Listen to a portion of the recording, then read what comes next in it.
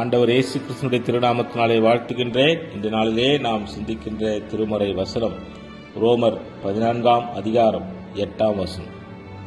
நான் பிழைத்தாலும் கர்த்தருக்கென்று பிழைக்கிறோம், நாம் மரித்தாலும் கர்த்தருக்கென்று மரிக்கிறோம்.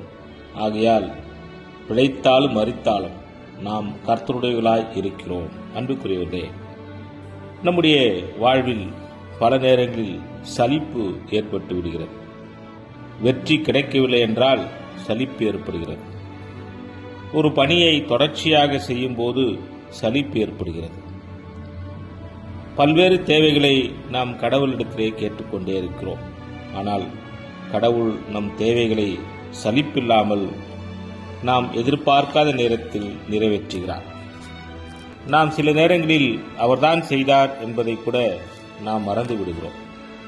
ஆனால் நாம் பல நேரங்களில் சில பணிகளை செய்யும்போது சலிப்படைந்து விடுகிறோம்.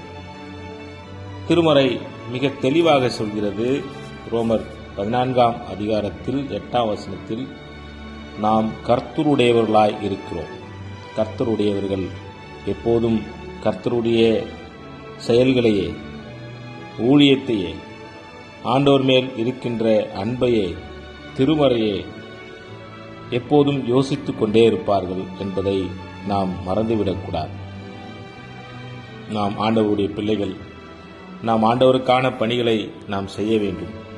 ஒரு நாளும் எந்த செயல்பாட்டை செய்தாலும் நாம் சலிப்பை வளர்த்து கொள்ளக்கூடாது.